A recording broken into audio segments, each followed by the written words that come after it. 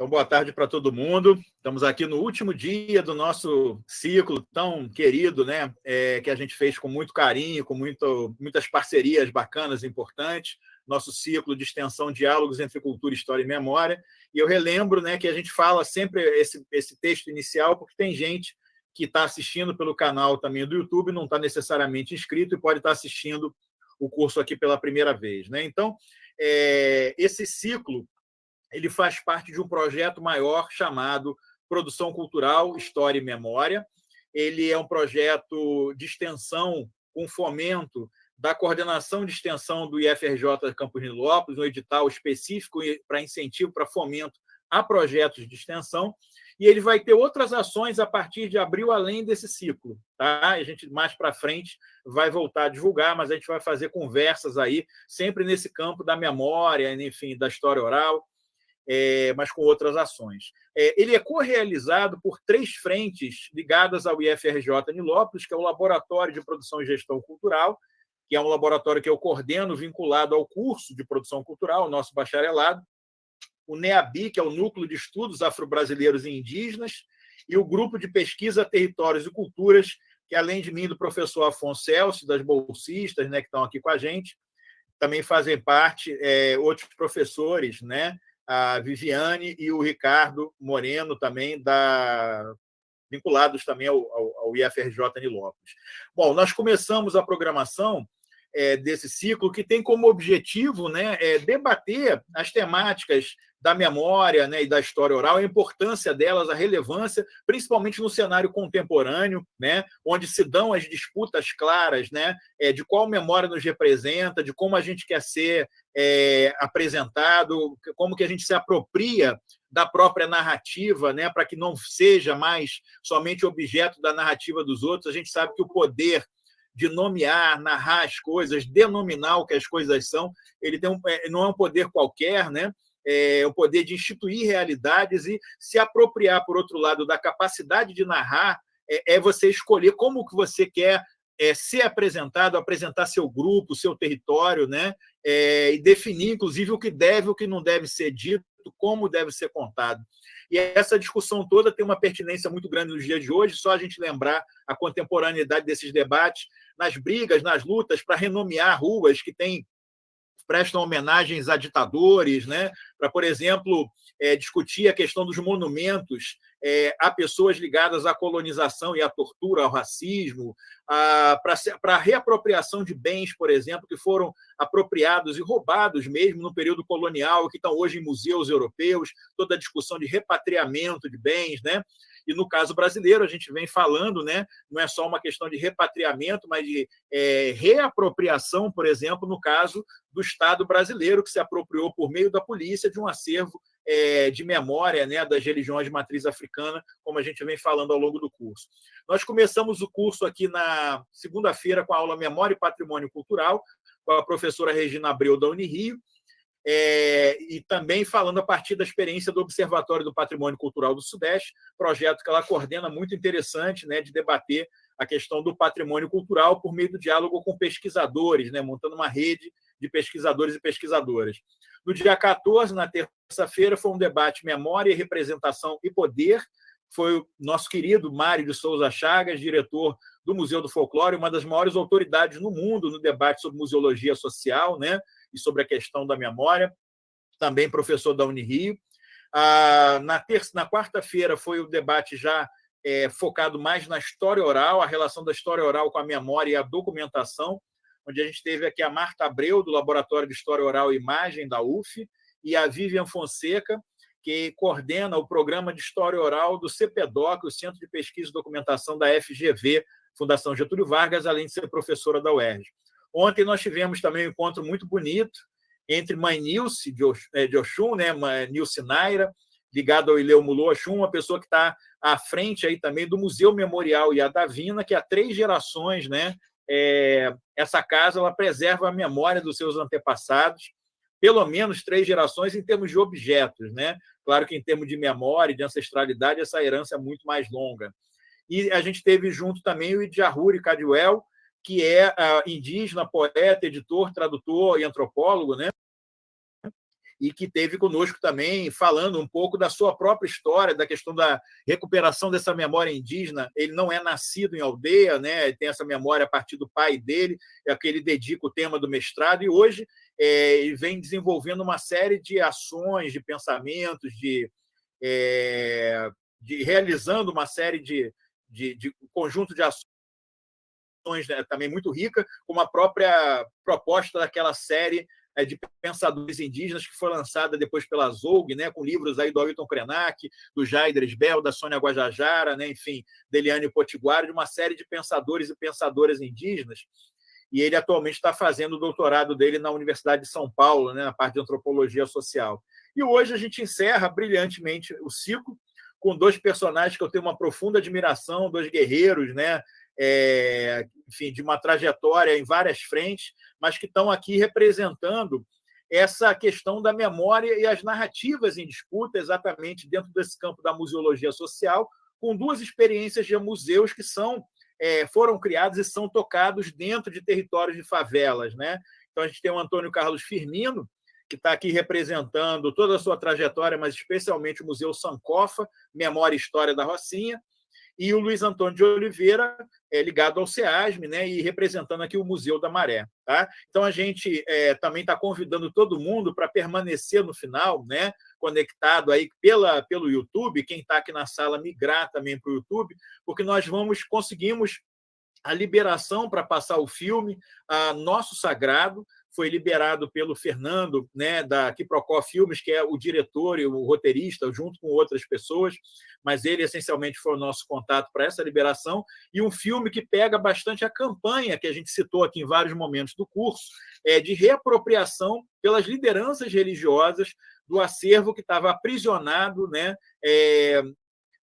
no Museu da Polícia Civil, e que desde o início da República, ainda no final do século XIX, esse acervo vinha sendo constituído por invasões, por ações violentas do Estado brasileiro por meio da polícia, e que foi constituído o que se chamou na época Museu do Crime e o Acervo de Magia Negra, né, numa denominação claramente racista e preconceituosa, e que esse acervo ficou durante muitos anos. A própria mãe Meninazinha, citada aqui pelo próprio Mário Chagas e pela mãe Nilce, né, falava que a avó dela já mencionava o desejo de recuperar, de resgatar e tirar esses objetos sagrados, né, das mãos da polícia e trazer de volta para quem é de direito, quem tem que estar com ele, que são os povos que estão aí representando as casas, né, os terreiros de Umbanda e de Candomblé, né? Então, a gente vai começar, sem maiores delongas, agradecendo também a parceria do coletivo Pluriverso, que nos recebe também na plataforma, né,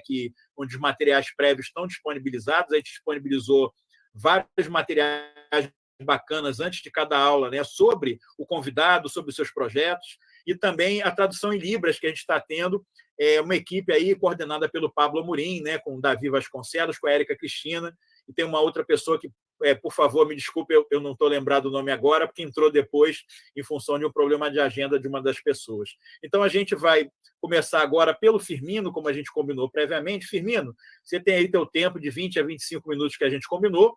Na sequência, a gente vai passar para o Luiz, e o pessoal que quiser fazer as perguntas, após a fala do Luiz, a gente faz. O pessoal que está na sala, né, levantando a mão aqui do aplicativo, né, do programa, que fica embaixo das fotos, e mantendo essa mão levantada, porque ela registra a ordem que as pessoas levantaram a mão para a gente fazer as perguntas. E tanto por aqui também, quanto pelo chat, pelo YouTube, quem quiser também fazer pelo chat, não estiver podendo abrir microfone, câmera e tal, aqui na sala ou lá no YouTube, que você só tem essa possibilidade, pode fazer as perguntas pelo chat, que a gente aqui da mediação vai abrir as perguntas. Vocês não precisam estar preocupados, tá, com o chat. Nós aqui da mediação passamos para vocês ficarem bem à vontade. Então, Firmino, a palavra está com você. Mais uma vez, super obrigado por ter aceito o nosso convite. E aí, enfim, a gente está atento aqui e ansioso para te ouvir. Boa tarde a todas e todos e todes, né? Já foi apresentado, pode me chamar de Firmino, tá? Antônio Carlos, mas eu acabo atendendo mais pelo meu sobrenome. Primeiramente, eu pedi licença, né, coordenação do curso, né, agradecer, né, pelo convite, né, para nós do Museu Sankofa é sempre assim, uma satisfação muito grande poder compartilhar, né, esse processo nosso de construção do Museu Sankofa Memória e História. Ele está em construção permanentemente. Mas, de licença, eu acho que, geralmente nós estamos sempre, iniciamos, né, uma live, né, durante esses anos, esse ano de 2021, sendo solidário, não é, às mais de 600 mil famílias, né, que perderam seus entes queridos. Não é? Acho que a gente não pode se furtar desse momento, né, de empatia e solidariedade a essas famílias e também aos profissionais que ainda permanecem, né, toda a dedicação, não é, nesse momento de pandemia que nós estamos vivendo, onde que o negacionismo tenta aí, a todo momento, não é, romper, não é, com essa possibilidade das pessoas estarem sendo vacinadas, né? E a fake news mata, né? Então, quero deixar essa mensagem, né? E, mais uma vez, obrigado. Bom, Alexandre, quando você fez o convite, fiquei pensando, nossa, muita gratidão mesmo, porque, né, compartilhar nesse processo que nós estamos, né, falando da Rocinha, e aí, o que é esse museu? Acho que, meramente, é um pouco disso, né? Mistura, passa por uma questão totalmente cultural, com certeza, né? Nós estamos falando de memória e história, né? Que é o norte do nosso museu, que é um museu de percurso, né? O Museu Sankofa Memória e História da Rocinha é um museu de percurso. Nós temos um percurso, né, que nós começamos na parte alta da favela da Rocinha, e, a partir dali, a gente faz todo um pequeno histórico, não é, de como que esse museu ele vai se constituindo também a partir, né, de como a cidade ela vai crescendo. Não é? Mas só que antes de falar do surgimento da Rocinha, eu sempre gosto de trazer, até porque talvez é uma coisa da geografia que eu fiz, falar como é que se deu a ocupação desse território, não é? Melhor, dois territórios, porque eu falo assim, olha, eu não quero falar no museu a partir de quando a Rocinha simplesmente, as pessoas falam que ela surgiu da década de 30, não é? Eu falo que é anterior a isso, não é? E aí eu trago que é justamente falar de memória e história nas favelas ou na periferia vai sempre, muitas das vezes, esbarrar, não é? Eu acho que na grande maioria vai esbarrar na questão da propriedade, do direito à moradia, do direito de ter moradia. Aí, quando eu falo do direito de ter moradia, é o direito também de ter suas memórias e histórias, porque, querendo ou não, eu vejo que está totalmente atrelado ao que lá atrás, ainda no período da escravocrata, quando termina a escravidão, não foi dado nenhuma compensação ao povo negro escravizado, né? Os pobres também, mestiços e brancos, não teve nenhuma forma de compensação, não teve reforma agrária. E aí começa todo um processo, né? Mas só que também, antes desse processo, eu sempre trago que a nossa região como um todo, ela foi ocupada por povos originários, e que raríssimas vezes a gente fala, né, nessas localidades, né, que nós, né, somos um fruto de uma nação que tem os povos originários, povos nativos, né? E aí eu falo assim, para falar de memória e história, não dá para negar quem são os povos originários, donos dessas terras, que depois vão chegando os europeus, que infelizmente traz os africanos escravizados. Então, você tem aí uma formação nesse processo, e também que isso vai se dando, né, de várias formas de ocupação, e aí estou falando mais dessa região nossa aqui da Rocinha, né, e eu trago sempre isso para entender as formas de ocupação que ocorreram. E aí eu vim falando, não é nós, né, eu assim, vim falando muito do crescimento da cidade, não é, a partir da fazenda Rocinha, que antes nós tínhamos uma informação que era a fazenda Quebra-Cangalha, mas não é fazenda, né, fazenda Rocinha, e essa fazenda, com o período que acaba, né, a economia escravocrata, vamos dizer assim, ela entra em falência.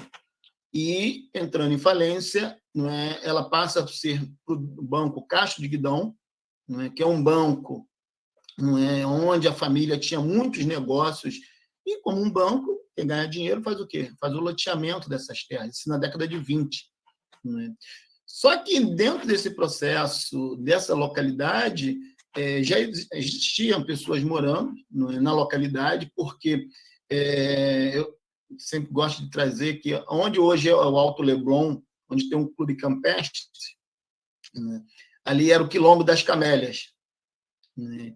Então, sendo isso, eu estou falando, né, lá para 1880, por aí, né, já existia o Quilombo das Camélias, e também em 1869, se eu não estou enganado, onde hoje é em frente à PUC tem a Escola Luiz Delfino, que é uma escola do primeiro segmento, que está da prefeitura ali, quem, né, construiu, ou de fato, né, organizou aquela escola, foi um escravo forro chamado Zósimo, né, um escravo forro letrado, que, nesse período de 1869, ele já queria ensinar as crianças a ler e escrever, né, por um valor de uma pacata, né, era a moeda da época. E aí, que eu trago isso? Eu já estou falando um pouco de que essa região já carrega uma questão da liberdade e pelo direito à educação, né? E falando hoje, né, naquela região, nessa região era chamada Freguesia da Gávea, né?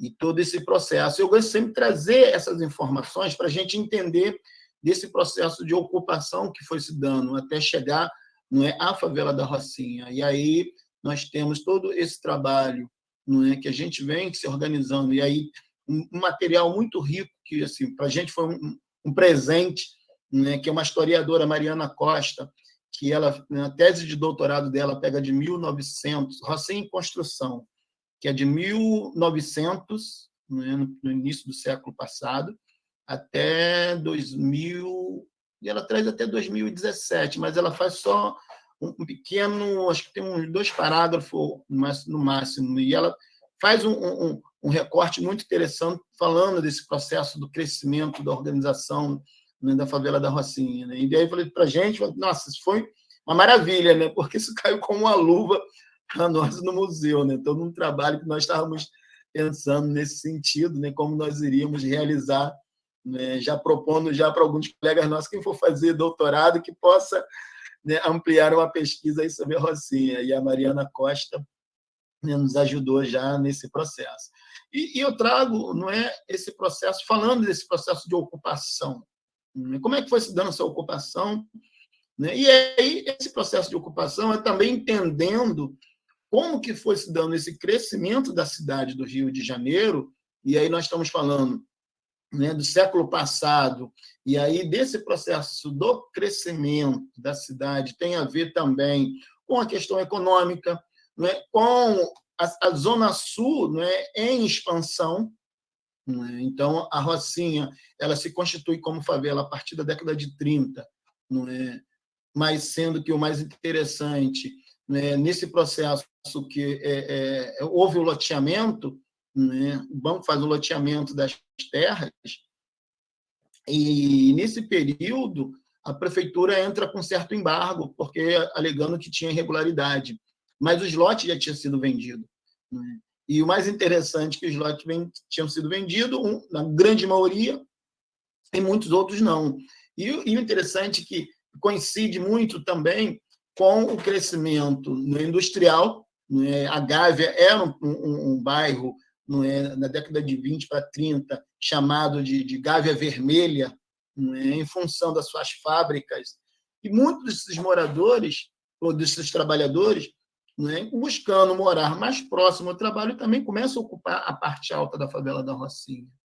Então, por isso que eu sempre trago o processo né, do surgimento da Rocinha, desse crescimento, se dá muito em função do momento econômico, do crescimento, né, da cidade e mais, né, das grandes capitais. Nós tivemos um crescimento, né, o surgimento, né, melhor assim, a urbanização, né, das capitais do país começa na década de 60, de 50 para cá, e aí começa todo um processo de você trazer, né, uma população que já vivia um problema da seca e da seca, né, no Nordeste.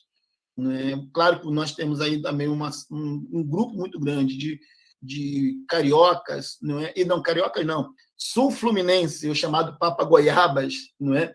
Que vem do interior do estado do Rio para trabalhar na cidade, para morar. Então, esse espaço de moradia passa a ser o mais próximo do trabalho. Então, tudo isso vai trazendo um crescimento populacional para a Rocinha, não é? Que aí ela começa a ser ter uma visibilidade já, né, maior ainda na década de 40, né, até porque, se eu não estou enganado, acho que na década de 30 ou 40, teve acho que um dos primeiros censos na Rocinha e já apontava para mais de 5.000 moradias. Né? Isso, aí você já tem uma dimensão nesse sentido. E o mais interessante que a família Castro de Guidon, né, que era dono do banco que loteou as terras, eles tentaram vir, né, né, no caso, teve uma reintegração de posse na década de 40, saiu no Diário Oficial, né, na época a cidade do Rio de Janeiro era a capital do Brasil, né, sai no Diário Oficial, e eles percebem quando eles vêm aqui, né, o pessoal vem e vê que, peraí, tem algo de errado, porque tem muita gente aqui, fica inviável, né, fazer essa integração de posse, caso tenha que indenizar todo mundo. Então, isso fica, né, mais ainda à vontade para a população fazer uma ocupação e ter esse direito à moradia. E é interessante que eu gosto de estar falando isso para justamente a gente ter uma dimensão, quando nós estamos falando de memória e história, e falando dos hábitos desses moradores. Por isso que você tem pessoas que vêm de várias partes do país, você tem gente que já é nascida e criada nessa localidade, então você tem um caldeirão de manifestações culturais adversas aqui, não é? Que vai fazendo com que essa favela ela seja diferente, no sentido porque é diferente. Ela está entre dois bairros nobres da cidade do Rio de Janeiro, que é a Gávea e São Conrado, sendo que a Rocinha é mais antiga do que o bairro de São Conrado. Não é? Vou mostrar umas fotos mais à frente, só para ilustrar um pouco. Não é? E é nesse sentido que a gente gosta de estar sempre trazendo essas memórias de história da forma de ocupação. E aí, daí para frente, não é o que nós temos, não é? De diversas formas de ocupação, no sentido de fazer com que a gente passe a fazer uma reflexão, não é? Do que se tem de conquista dos moradores da Rocinha para a área de políticas públicas e para o que nós temos, foram muitas lutas dos moradores. Então, a gente sempre tem nós temos uma atividade, né, aqui, no momento da suspensa em função do Covid, que é o chá de museu. Né? Chá de museu, assim como tem um chá de bebê, que as pessoas são convidadas ao chá de bebê levar, não é, um brinde, uma fralda, um jogo de roupa para a criança, nós temos o chá de bebê, que nós temos um tema, né, e as pessoas com esse tema traz para a gente toda uma discussão e um debate. Né? E as pessoas convidadas acabam também contribuindo com o quê? É um chá mesmo, então é bolo, é o café, né? É um bolinho. Então, pegando também um pouco pela questão afetiva da gastronomia da época lá atrás, que não se tinha a facilidade de comprar pão. Então, era a broa de milho, era o café, era o chá de erva doce. Não é? Então, e aí, né, o chá de museu ele vai dando nesse tom, né, de um pouco nostálgico, mas também reativando a memória a partir desses sabores, né, dessas memórias que as pessoas convidadas, né, passam a ter com a gente. Bom, aonde entra a questão do museu? Aí vem rapidamente, né, fala assim, como é que surge essa ideia do museu? A ideia do museu ela surge um pouco em 2004. Teve o edital do Ministério da Cultura, né, que o Ministério, né, era Mistério da Cultura, e quando o Gil entra, ele vira o Ministério da Cultura e passa, né, a apoiar, né, um programa Cultura Viva. E dentro do programa Cultura Viva tem uns pontos de cultura, editais para os pontos de cultura. E é interessante que eu trabalhava numa instituição e nós fazíamos já um trabalho de resgate de brincadeiras e cantigas.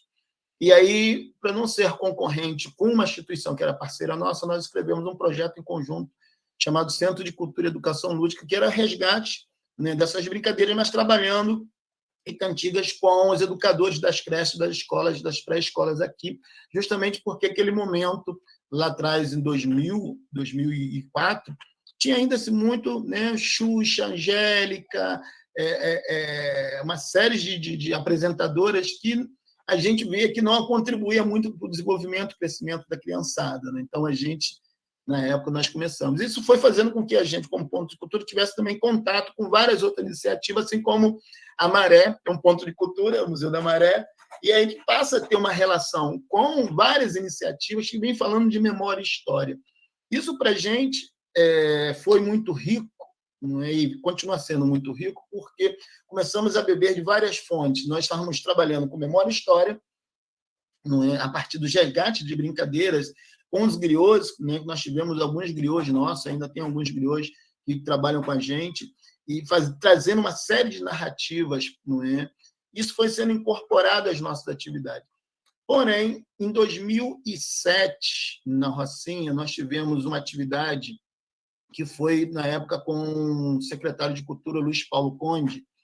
Ele foi provocado por um diretor de teatro aqui, que é Aurélio Mesquita, de uma das atividades, acho que mais empolgante, no caso da Rocinha, que é a Via Sacra da Rocinha. E reunia mais de 5 mil pessoas nas ruas, né, em becos, favelas, fazendo a atividade da Via Sacra. E ele, na época, em 2007, ele provocou o Luiz Paulo Conde, que era o secretário de Cultura do Estado, a fazer uma discussão sobre cultura na Rocinha. E nós reunimos mais de 200 pessoas em 2 finais de semana, onde nós debatemos exaustivamente uma série de reivindicações antigas, incluindo as novas. Que aí sai um documento chamado Plano Cultural da Rocinha. E o Plano Cultural da Rocinha nada mais é do que dessa busca pela preservação das memórias e histórias locais, dos seus saberes e fazeres, não é? Valorizando, não é, o que a Rocinha tinha na sua mais diversidade. E, na época, nós, ingenuamente, achávamos, né, que o Estado ia bancar, que o Estado ia fazer algo diferente. Não fez nada. E aí, meia dúzia podemos dizer assim, de desafiadores, né, podemos dizer assim, pegamos o chamado boi pelo chifre e, com o Plano Cultural da Rocinha, nós resolvemos dar continuidade ao fórum. Aí começamos a fazer uma reflexão no fórum, convidando as pessoas para discutir o que a gente faz com esse documento, como é que a gente dá prosseguimento. E aí percebemos que as pessoas estavam achando que o governo, de fato, ia resolver fazer aquilo daquelas discussões. Não aconteceu. E aí esse pequeno grupo, né, foi tocando as ações. Eu disse, vamos tirar uma única ação, né, porque nós já temos um certo informações e elementos. E dentro desses elementos é um livro chamado Varal de Lembranças, que foi produzido por uma nossa parceira e fundadora também do museu, a Lígia Segala, a professora Lígia Segala, que é antropóloga e professora no Departamento de Educação na UF, não é, Pedro? E isso foi fazendo com que a gente se envolvesse mais, não é, com a ideia de ter um espaço que pudesse abarcar as memórias, a história, já tendo o Varal de Lembrança, esse documento, ou melhor, eu particularmente chamo que é um dos maiores inventários participativos, né, que nós tivemos na favela da Rocinha, talvez que já tivemos em alguma favela, porque ele levou 2 anos, né, ela fala que levou quase 2 anos para organizar isso, né, depois em um documento, porque os alunos que eram alunos do curso de alfabetização, onde ela dava aula na ASPA, Ação Social para Anchieta, né, e a gente está falando da década de 70, né, de 74, né, em diante, né, e o livro só ficou pronto, ou melhor, foi lançado em 83, né, então esse trabalho começou em 78, não é, por aí, não é, e só ficou pronto o livro em 83, não é, organizado com a Lígia Segala, com Antônio de Oliveira, que era o presidente da Associação de Moradores na época, estou falando dentro da ditadura, tá, pessoal? E também com a Tânia Silva, né, que juntos organizaram todo um trabalho. E aí eu sempre falo que a gente não está começando nada de novo, a não ser o nome, que podemos dizer assim, a nomenclatura de museu, mas que nós já tivemos um trabalho. E de lá para cá nós estamos nesse processo de construção permanente, porque o museu, como eu falei, é um museu de percurso, né? A gente está sempre trazendo as memórias e história do surgimento, do crescimento da favela da Rocinha, e um dos nossos maiores acervos, claro que nós temos hoje 19 mil documentos catalogados, digitalizados, doados só pela Lígia, né? Isso nos assustou, porque aí onde nós vamos organizar, né, boa parte do material, Bem que nosso material hoje ele está na biblioteca do Gregório, está na UF, né, o material físico, mas nós temos ele todo digitalizado. Isso deu uma assustada na gente. Né? Espera aí, temos que nos organizar para recebermos mais informações, mais acervo para aqui para frente. Né? E aí nós demos uma parada nesse momento. Mas que uma coisa é interessante, a gente está falando de memória e história, Firmino, se me permite, só vou te sinalizar que estão faltando 5 minutos para o tempo que a gente combinou, porque você também tinha falado da possibilidade de passar o PowerPoint. Sim, então, sim. Só para ajudar a regular, pode passar um pouquinho, mas só para te situar, tá bom? Tá ótimo, obrigado. Então, só para essa parte, vai entrar no PowerPoint, que são algumas imagens só para ilustrar um pouco a minha fala. E é nesse sentido que a gente vai construindo esse processo do museu, né? E aí, é claro que a nossa luta internamente também é de termos um espaço físico, claro, não é? Assim como a Maré conquistou, não é, um espaço físico lá com muita garra e muita luta, não é, nesse processo. Acompanhei um pouco, não é, das manifestações que nós fizemos lá pela Maré e por outras partes aí. E acho que tem um detalhe que eu acho que vale a pena a gente ressaltar. Nós, no Museu Sankofa, Memória e História, assim como a Maré, nós estamos na rede Museologia Social do Estado, na rede Museologia, né, Social do Estado do Rio de Janeiro, onde que a gente está sempre também discutindo políticas públicas, discutindo, debatendo, propondo, né, aonde que nós temos duas parceiras nossas, né, que é da Superintendência de Museu no Estado, que é a Luciane Figueiredo, e no município nós também temos, né, a Heloísa, a Helena também, que é outra parceira nossa, e aí quando temos momentos a gente está sempre trocando e discutindo essas possibilidades de o que construirmos junto, né, para que possa não ser um arcabouço. Poderia só passar as imagens, por gentileza, né, para que o Luiz possa daqui a pouco também entrar, porque daqui a pouco, né, Luiz, você vai para uma outra atividade. Pode passar, por gentileza? PowerPoint? Peraí, deixa eu compartilhar. Estava colocando a turma aqui, mas tem que compartilhar. Obrigado.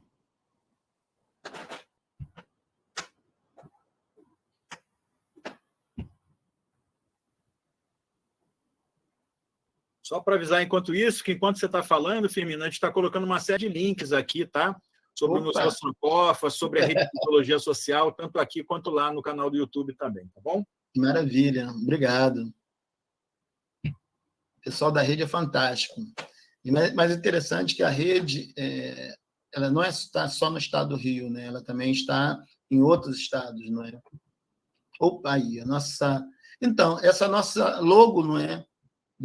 Tem esse pássaro aí com a cabeça para trás, o Sankofa, na verdade, está dentro do conjunto de símbolos, para alguns escrita para outro, que é o Adinka, né? E tem o símbolo do Sankofa, que é justamente, diz assim, né, da representação, eu quero construir o presente, o futuro, eu tenho que olhar o passado. E é nessa temática que a gente vem falando de memória, história, e falando das conquistas e luta dos moradores pelo direito à moradia. Pode ir passando, por favor?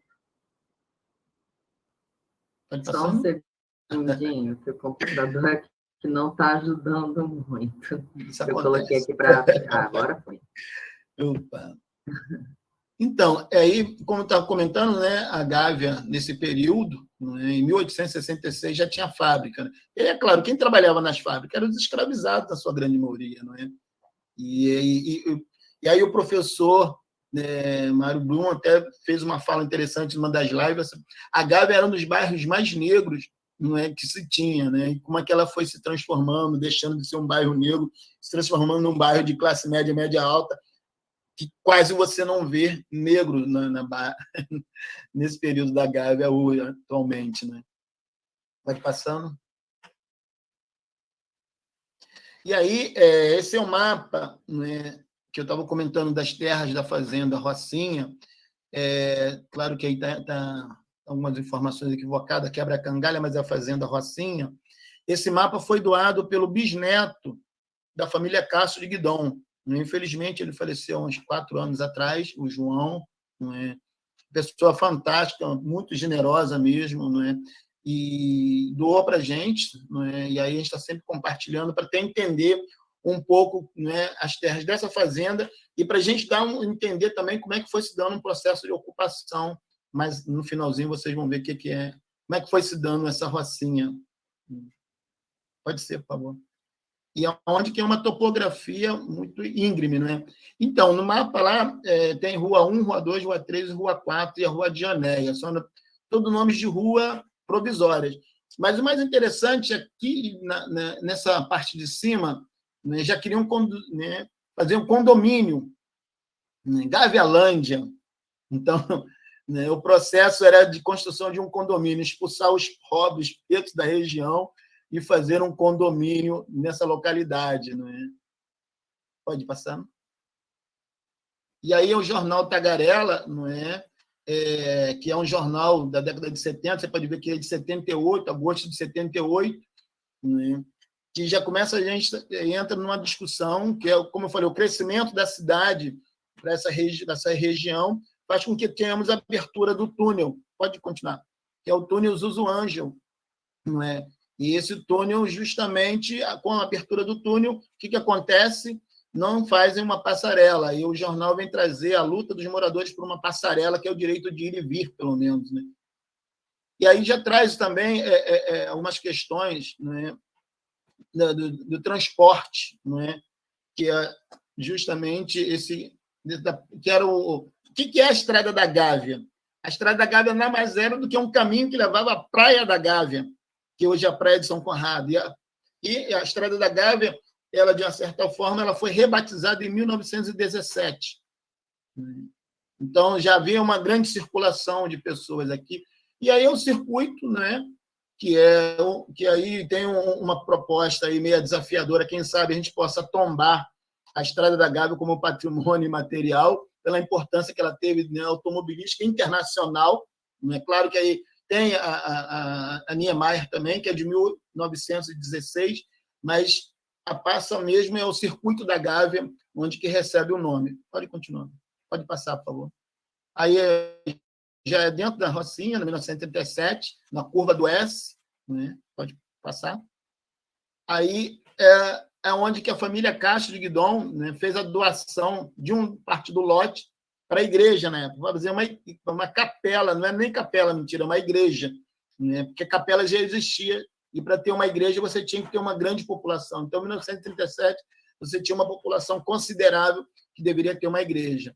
Então, essa é uma parte da pedra fundamental, né, da Nossa Senhora da Boa Viagem. Dá um marco muito interessante. E aí, como eu falei, esse ato aqui é do prefeito da época, que já pedia desapropriação, que é de 1941. Né? Então, se 37, né, a possibilidade de você ter uma igreja e 41 estão pedindo a desapropriação, então a coisa não rolou como eles queriam. Né? Pode passando, por favor. Aí já é década de 50, né, os barracos, madeiras, né, casas de pau a pique, todas, e todo mundo aí num pavimento e telha. Pode ir, continua passando.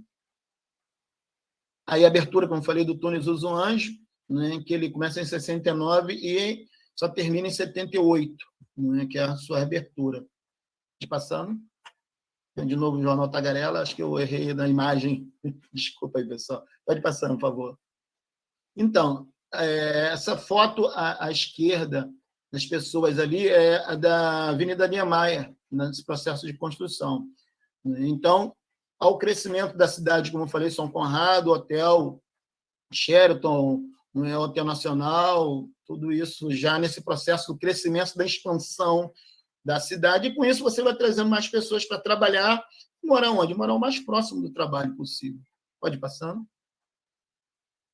Aí outra foto da década de 70 da Rocinha, você já vê algumas casas de alvenaria, né? Pode ir passando. E aí nós temos, né, esse conglomeradão aí, que é a favela da Rocinha, com mais de 150 mil habitantes. Então, nós estamos falando de memória e história um pouco, né, desse povo, né, que é o nosso grande desafio nesse sentido. E esse espaço aqui, então, o círculo onde nós estávamos nessa pretensão de ter nosso espaço físico, mas, infelizmente, perdemos. Pode ir passando. Bom, aí é um pouco do mapa, né, de ocupação da Rocinha. Claro que já aumentou, não é, essas sublocalidades que nós temos. Não é, hoje está no total de mais ou menos mais 26 sublocalidades da favela da Rocinha, né, na Vila Verde. agora tem Vila Trampolim, tem Vila Mirim, Vila Verde, então as pessoas vão, né, ocupando espaço e dando um sentido, outro nome, não é, dessas sublocalidades, que é muito interessante, que um dos nossos desafios é saber, não é, quais foram os motivos desses nomes, não é? Então, Vila Cruzado, essa parte mais alta é o Laboriô, né, subindo mais ali na parte mais íngreme, faz depressa, porque era para fazer depressa mesmo, para não ser removido, não é? Então, e assim vai se constituindo, não é, a favela da Rocinha, onde que a nossa intenção é de ter o máximo dessas memórias, histórias. E pode passar? Já finalizando, nosso muito obrigado aí. E como diz um amigo nosso, o Leandro Urso, que é um dos integrantes do museu, entre becos e favelas, portas e janelas, ali estão as memórias e histórias, né, da Rocinha. É isso. Super obrigado, Firmino. Ótima lembrança do Urso aí. Uma saudade do pessoal de lá, Fernando, né? Rose, Firmino, tem muita gente boa. Bom, a gente vai passar a palavra direto, então, para o Luiz Antônio agora, tá? Também 20 a 25 minutos, tá, Luiz? E aí eu te sinalizo quando estiver faltando 5 também, e você sinaliza, por favor, quando você quiser que coloque o teu PowerPoint. Olá, pessoal, boa tarde a todas, todos. Agradecendo aqui ao Alexandre pelo convite, uma honra. Até porque um evento desse, estar junto com o Tuxal, a Firmino, para mim é sempre uma alegria. É um irmão que eu ganhei em 2005, né, no evento, né, no advento dos pontos de cultura, né, do governo do Gilberto Gil. Então, muito feliz. Até mesmo também sabendo que eu estou participando de um ciclo de conversa onde Regina Abreu falou, e Mário Chagas também falou, então realmente é muito legal. E é isso aí, Alexandre. Acho que a dinâmica é essa mesmo, sabe? Pessoas muito potentes na academia e na vida real, na praxe, e as pessoas que estão ali na base também, né? Como Firmino, eu ali na Maré, enfim. Acho que é importante fazer esses movimentos, são muito importantes. É o que a gente acredita, de fato. Né? Então, eu queria começar logo dizendo para colocar o PowerPoint, porque eu acho que o PowerPoint vai nos ajudar a ter uma dinâmica e acho que tem imagens que podem facilitar, alguns pequenos textos que acho que eu não vou ler os textos, porque as pessoas que estão acompanhando podem ler diretamente, mas é para dar um pouco uma noção de como é que a gente entra nesse ponto onde a mesa se propõe, né, que é memórias e narrativas em disputa. Né? Então, como é que a gente cria essas narrativas e como é que a gente entra nessa disputa? Né? Não a Maré, mas acho que todo o universo de moradores de favela como um todo, né, mas cada um com a sua peculiaridade. Né? Então, nós na Maré temos essa historinha para contar, que é uma história de vida, de muita luta, de paixão, enfim. É a vida de muitos que estão lá e que já passaram de outras décadas passadas, né? E que está lá por lá hoje. Né? Então, acho que a gente pode caminhar com um PowerPoint, né, para a gente apresentar.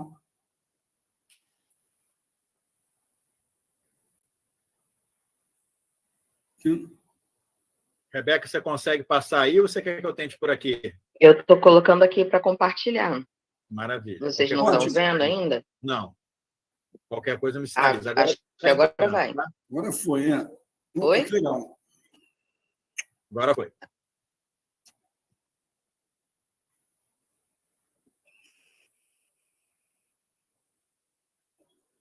gente vai falar do museu, né? Mas não dá para falar do museu sem falar do SEASM, né? E não dá para falar do SEASM sem falar de uma Maré, né? De décadas atrás. Então, eu acho que o museu não é uma instituição, né? É um projeto, se tornou um projeto muito próprio dentro da dinâmica institucional do SEASM. O SEASM é a instituição nascido lá em 97, né? Ano que vem vamos fazer 25 anos de SEASM, Centro de Estudos e Ações Solidárias da Maré. Mas a gente vai ver isso aí. Não pode passar. Acho que a gente vai ter que ser bem dinâmico, né? Porque são muitas imagens, acho que vai ser legal também para o pessoal ter essa noção. Né? E é um mapa, assim, um retrato básico da Maré, com as comunidades que temos. Né? A Maré é esse lugar que é cortada pela linha vermelha, a linha Avenida Brasil, linha amarela e vermelha, ou seja, ela está ali uma posição geográfica muito estratégica para a cidade, né? Porque são as maiores vias que passam, que cortam de alguma forma ou seguem em paralelo com a maré, né? Então, são essas comunidades, começando com Conjunto Esperança, Salsa Merengue, Vila do João, Conjunto Esperança, Vila do João, que são frutos de uma política de governo, e tem as outras, né, que aí é o Bento Ribeiro Dantas também, e tem as históricas, como o Morro do Timbal.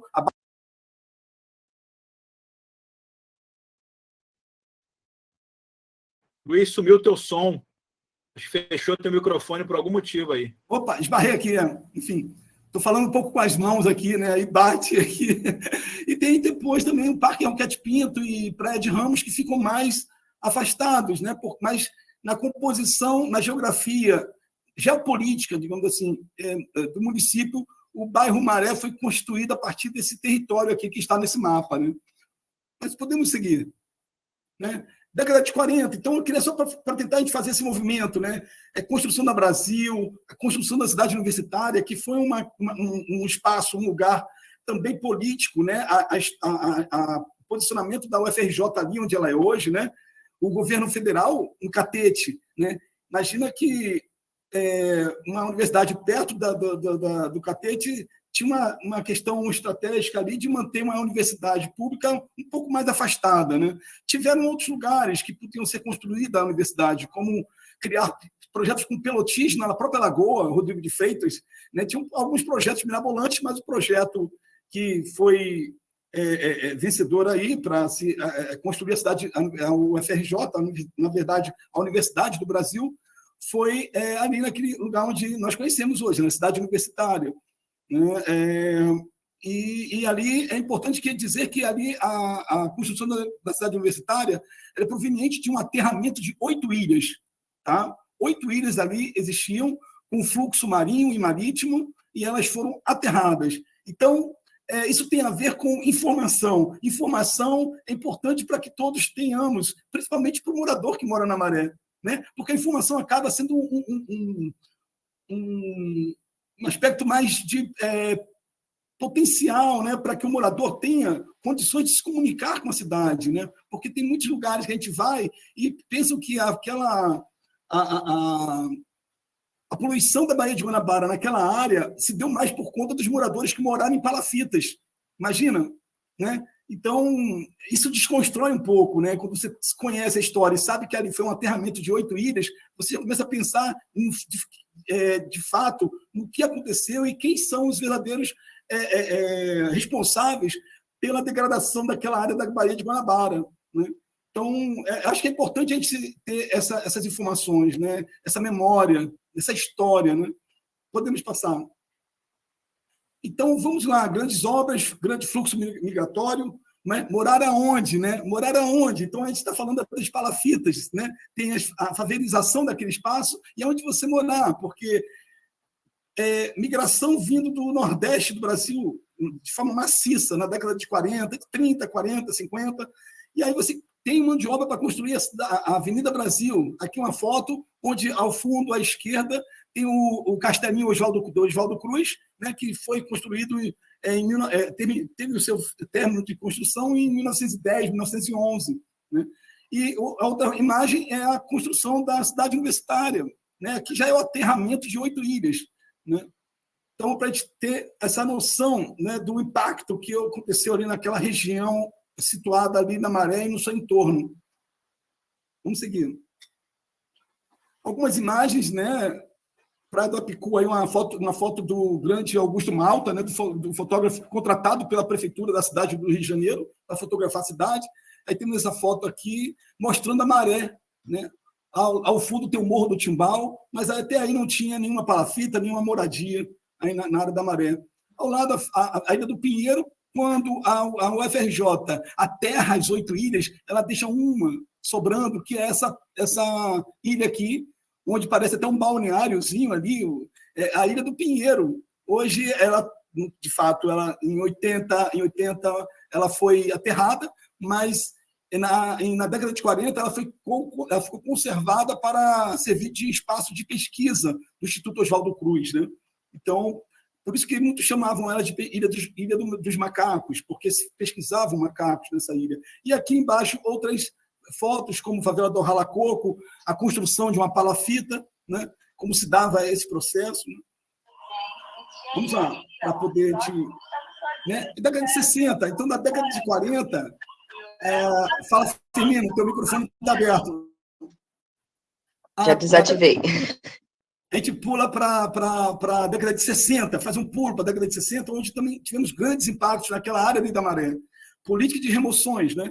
Que a gente sabe que com o Carlos Lacerda, a gente teve esse governo, o Carlos Lacerda, tinha alguma coisa programada anteriormente, mas o Carlos Lacerda tratou de executar essa política de remoções, fazendo essa limpeza nas áreas mais sofisticadas, digamos assim, ricas, abastadas da cidade do Rio de Janeiro, né? Como o Parque da Catacumba, né? Prado Pinto, e também tem a favela do Esqueleto, ali no Maracanã, e outros lugares. Essas favelas foram removidas e as pessoas foram morar aqui no Centro de Habitação Provisória, como está aqui no texto, né? E a Maré recebeu um Centro de Habitação Provisória, o CHP, que foi chamado deram o nome de Nova Holanda, né? Certamente, claro, pelo nome tem uma referência direta com o país, né? Holanda, né? Na Europa. Então, essa dinâmica, né, da década de 60 ela foi muito forte, porque a Nova Holanda, né, ela hoje é uma das favelas mais conhecidas no Rio de Janeiro, né? Assim, se fala de Maré, se fala de Nova Holanda, quase que diretamente, né? Mas a Nova Holanda é uma das 16 comunidades que compõem a Maré, mas ela realmente ela tomou uma mídia, né? Muito por conta também das questões da violência, mas hoje a gente tenta, né, desconstruir isso, e a gente está nesse processo de desconstrução o tempo todo através das narrativas em disputas, dessas memórias em disputas, né? Vamos lá. Então, algumas das favelas movidas, como falei aqui, estou antecipando, né? Prado Pinto, no Leblon, Catacumba, na Lagoa, Marcelo Sobrinho, Maitá, Esqueleto, no Maracanã. Então, vocês verem assim, os locais, né, onde as favelas removidas. Né? Isso aí é muito assim, flagrante, né, para a gente, né? Pensar na cidade também de hoje, né? Com as políticas de remoções que existem ainda hoje. Vamos lá. Um pouco imagens um pouco da Nova Holanda do alto, mas da ocupação da Nova Holanda, essa imagem do centro, né? E aqui um pouco a Maré nas vistas aéreas, né?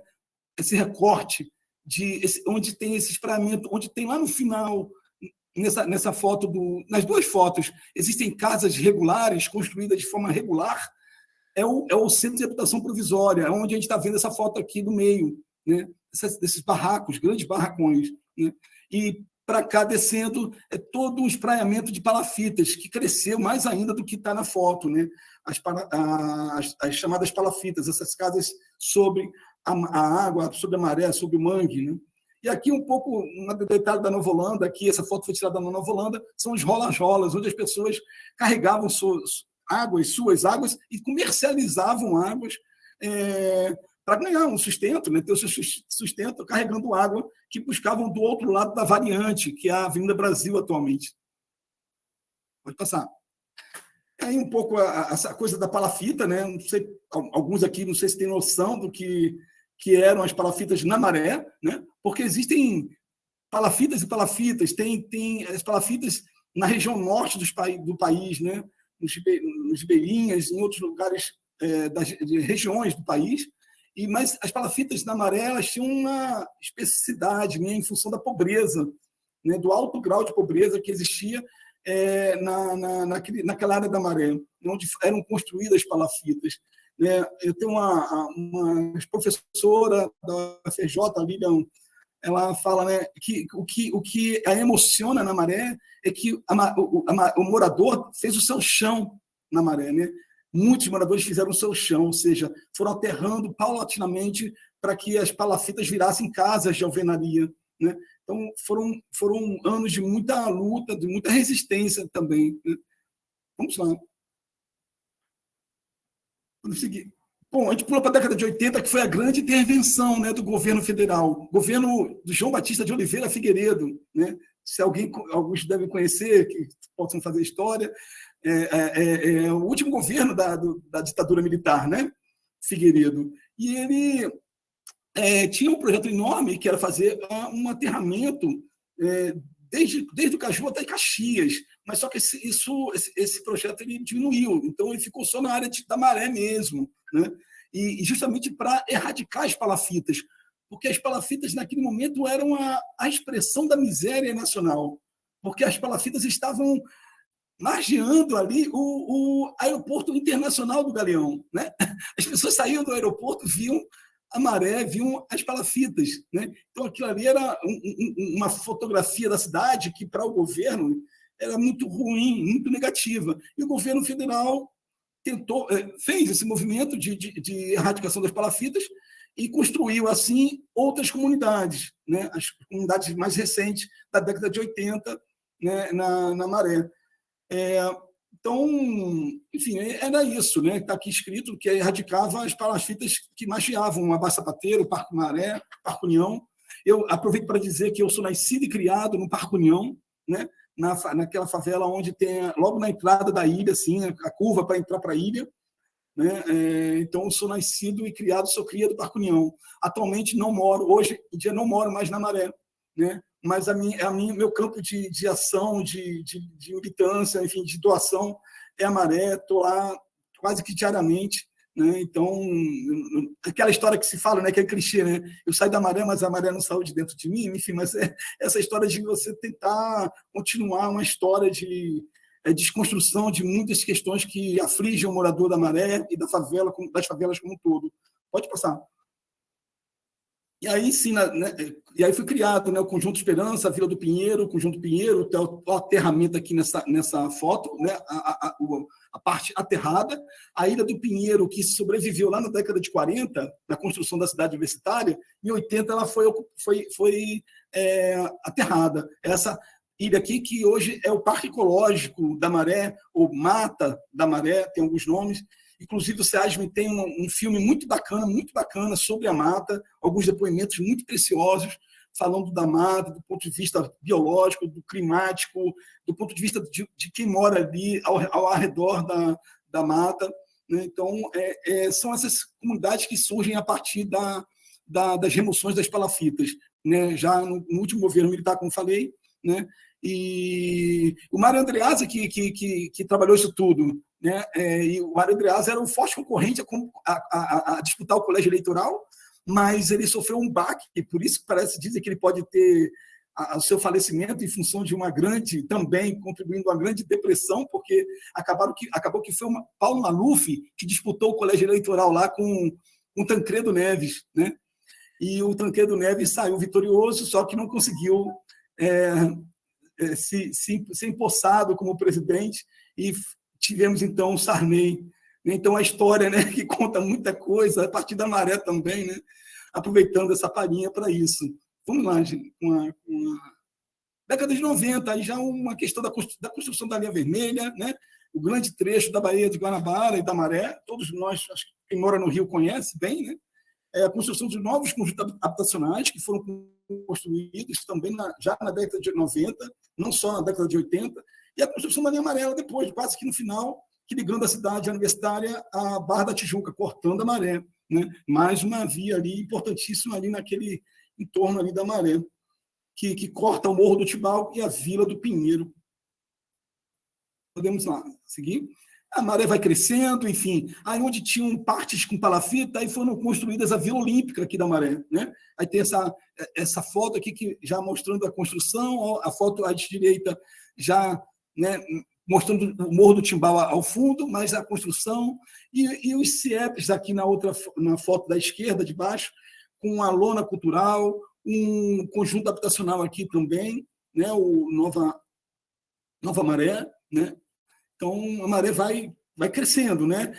E é interessante que a Maré cresce, atualmente, ela não cresce só verticalmente, porque a gente fala do crescimento vertical das comunidades, das favelas, né, das ruas, como todo o crescimento vertical de prédios, né?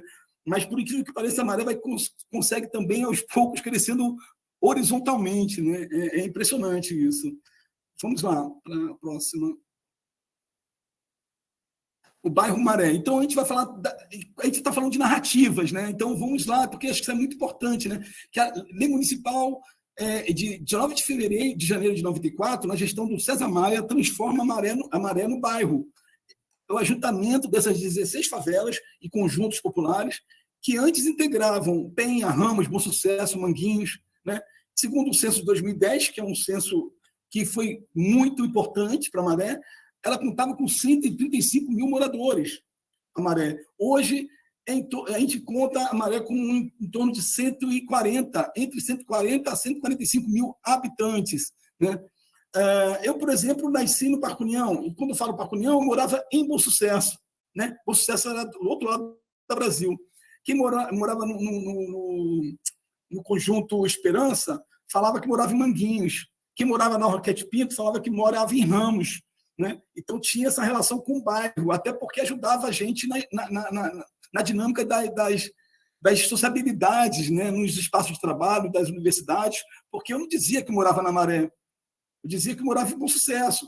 Eu não diria que morava no Parque União, morava em Bom Sucesso, né? Então, isso é uma estratégia de sociabilidades, porque existia, e ainda existe, mas existia muito fortemente um estigma muito forte para os moradores de favelas, né? Pessoas na Maré, elas não, até ano 2000, não diziam que moravam na Maré, já como bairro, a Maré como bairro, ainda não diziam. Então, é um processo lento de desconstrução para que o morador se aproprie do seu espaço, do seu local de moradia, né? Que ele crie vínculos, né? Se a pessoa cria vínculos, ela se sente um pertencente à polis, à cidade, né? E com isso ela consegue dialogar com o diferente, né? Porque Luiz, só para te sinalizar também que eu fiquei, faltam 5 minutos, tá, para o teu tempo. Pode passar um pouquinho, mas só para te dar uma referência, tá bom? Obrigado, muito obrigado. Já vi que realmente é difícil falar é difícil também de todo mundo, né? Rocinha de Maré, mas vamos lá, vamos correr com as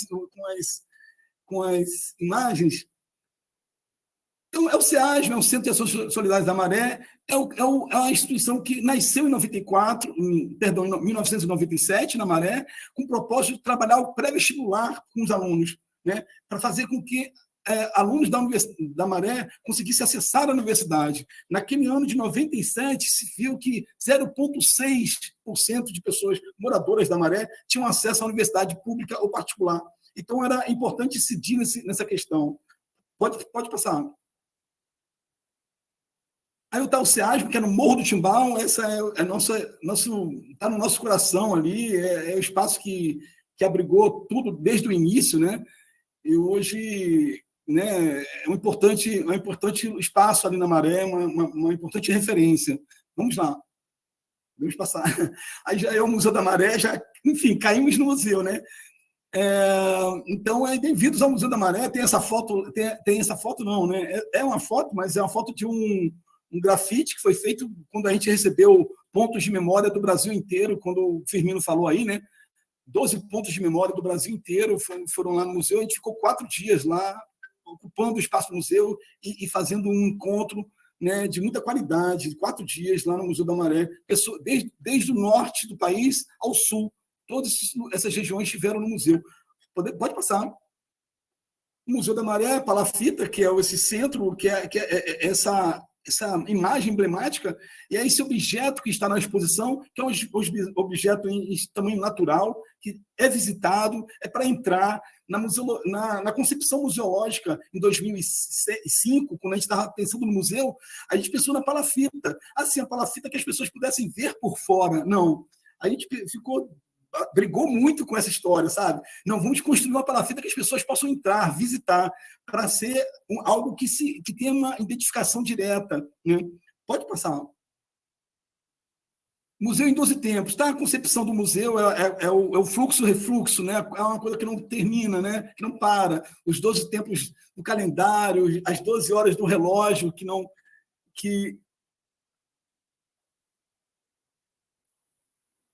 eu tirei meu monitor aqui. Continua me ouvindo, Alexandre?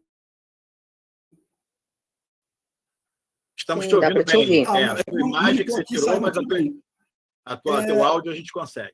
Tá ótimo.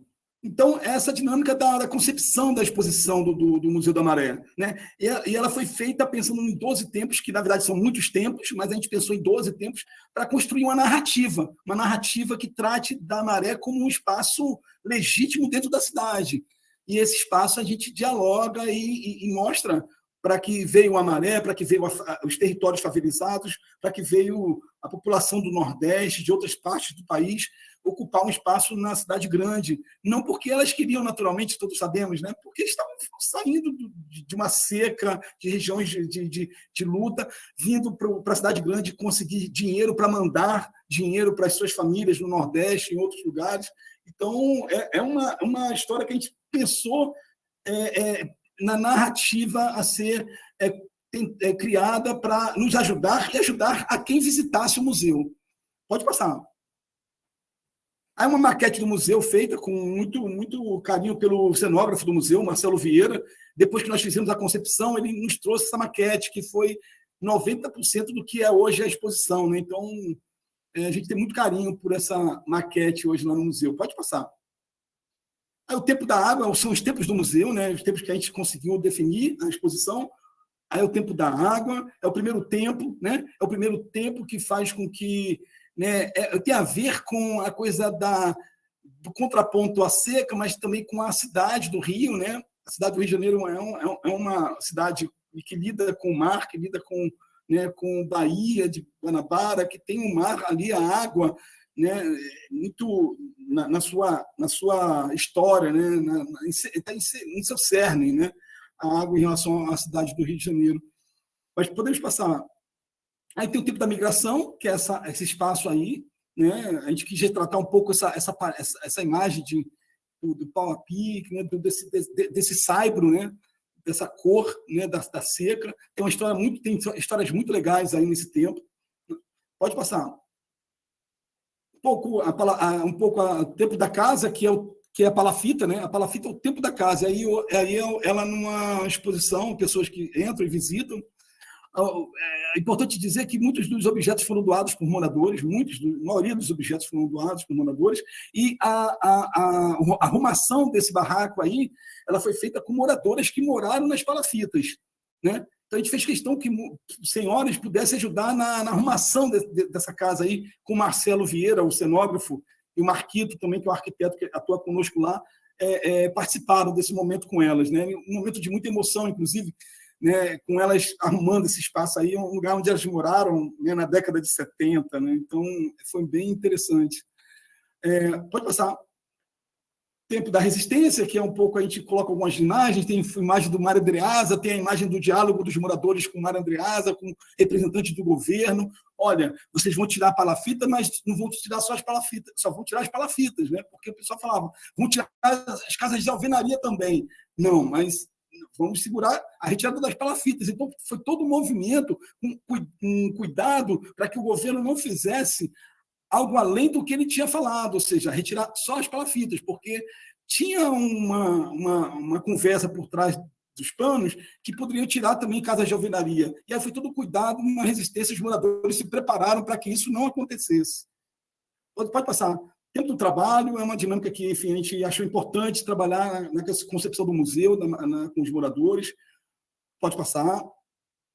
Tempo da feira é um tempo, né, que tem uma coisa da feira, porque a Maré tem muita coisa da feira, a feira da Nova Holanda, a feira da Vila do João, a feira do Parque União, todas são muito visitadas, todas são muito concorridas, né? Isso para o maranhense, mas, na verdade, a feira é um elemento constituinte da cidade, do país, né, do mundo. Mas é isso que o Museu da Maré traz, é que ele dialoga não só com o morador da Maré, ele quer dialogar com todo mundo mesmo. Você entra lá, você se observa nessa exposição também. Isso para a gente é muito importante.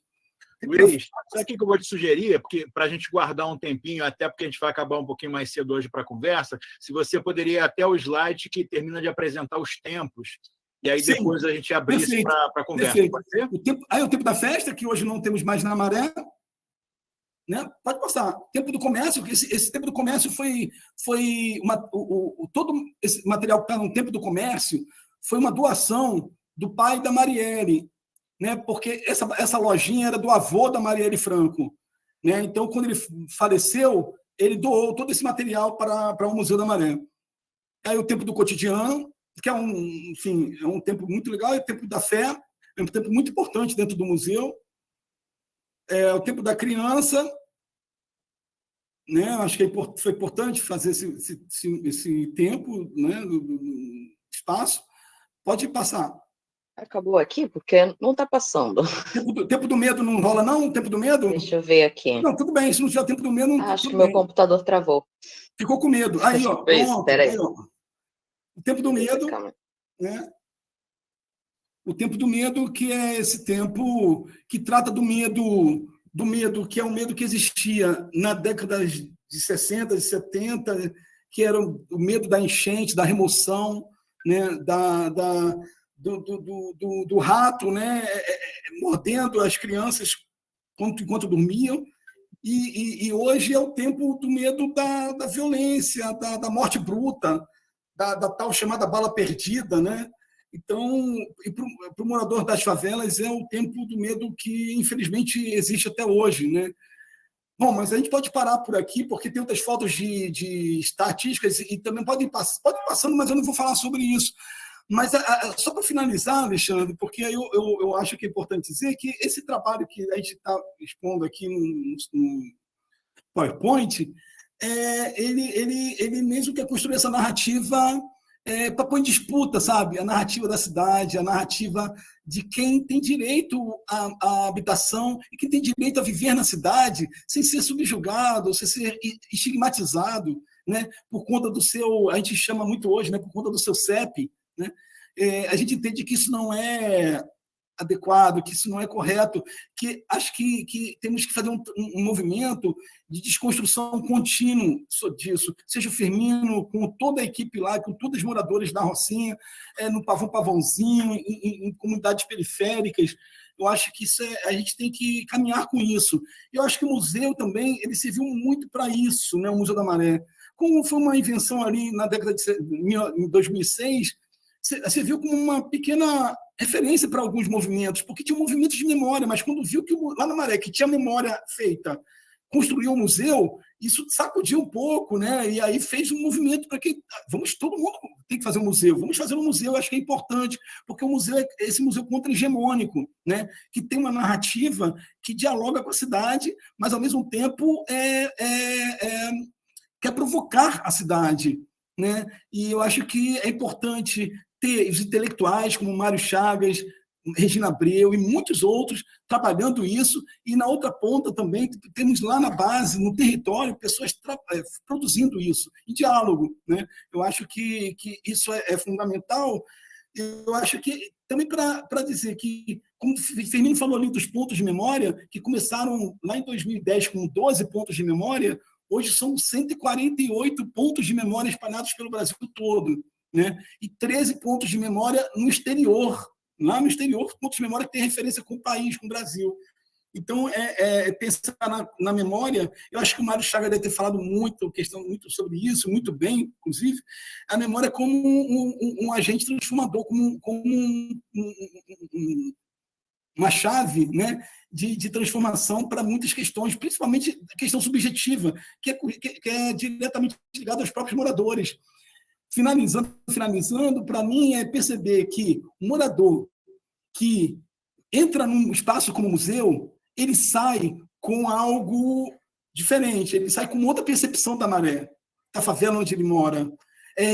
Basicamente, fundamentalmente, a nossa maior riqueza, na minha opinião, né? Desculpa falar assim, que eu sou um pouco apaixonado quando eu falo do Museu da Maré e do território de favela, essa grande riqueza é que o morador, quando entra, ele sai com outra ideia, com outra percepção da sua moradia. E esse é o trabalho de formiguinha que a gente vai fazendo, buscando desconstruir as narrativas existentes com uma narrativa que seja... que a todos tenham o direito, né, de uma narrativa. É isso. Obrigado, desculpa o horário, a gente realmente fica muito sem muita disciplina, né? Sem disciplina para falar em ambiente como esse, né? Super obrigado, Luiz. Lembrar depois, se você for responder as perguntas, se você puder, depois, aí se você puder abrir a tua câmera de volta, que eu vi que você fechou enquanto estava projetando, tá? Eu não fechei. Algum problema que ela está fechada automática. Eu tô tirando, ela volta a ficar sem, ó. Sem problema. Às vezes é problema de conexão. O importante é que você consiga participar com a gente. Se puder ser com a câmera, melhor. Se não puder, não tem problema. Eu vou te agradecer aqui mais uma vez, a você, o Firmino. Eu não vi ainda perguntas aqui, nem pelo chat do nosso transmissão no canal do YouTube, nem pelo grupo aqui no Meet. Então, pedir para que o pessoal que quiser fazer perguntas, enquanto eu vou fazendo algumas breves considerações aqui, possa levantar essa mão aqui. Eu vou ler, de qualquer maneira, um comentário do Ricardo Beliel, fotógrafo, companheiro que está aqui fazendo o curso com a gente, falando aqui no chat, né? Eu fotografei bastante as palafitas, a construção de casas na Vila do João e a Ilha do Pinheiro, quando era usada para criar macacos rezos para pesquisas na Fiocruz. Tenho essas fotos ainda. E o curioso é que pratiquei remo no São Cristóvão nos anos 60, que tinha sua garagem de barcos no canal do Cunha, e a água era relativamente limpa. Então, as memórias aí do Ricardo com a gente. Então, depois, foi o caso bacana botar em contato aí com o Luiz também, do Museu da Maré, né? Bom, considerações aqui, eu vou passar a palavra daqui a pouquinho para o Afonso também. A gente tem mantido essa dinâmica, mas eu queria hoje lembrar algumas coisas rápidas aqui antes e fazer também uma pergunta. Lembrar que, a gente já está com a lista de presença no chat aqui da sala, então é importante que todo mundo que está aqui na sala do Meet assine, porque é aí que a gente vai aferir a presença para a emissão dos certificados. 2, a gente vai colocar um formulário de avaliação do curso lá na plataforma Pluriverso. E é muito, muito, muito importante que todo mundo que está fazendo o curso inscrito preencha esse formulário, porque ele dá um retorno para a gente da avaliação do curso, avaliação, autoavaliação, para a gente ter parâmetros aí que são importantes no campo da gente, né? Então, a gente vai colocar, a lista de presença já está aqui, a gente pode recolocar, mas esse formulário não foi colocado ainda, a gente vai colocar daqui a pouquinho na plataforma Pluriverso. Vocês têm, obviamente, uns dias aí para preencher, e a gente vai levar um tempinho para processar tudo isso e emitir o certificado, que não sai tão rápido assim, até porque ele é emitido pela coordenação de extensão e a gente não tem autonomia mais para fazer nós mesmos o certificado. Está centralizado isso hoje. Bom, outra coisa importante é lembrar, né, que a gente daqui a pouco, às 5h45, a gente vai sair aqui, vai migrar todo mundo lá para o YouTube, onde já tem uma transmissão agendada, é outro link, tá?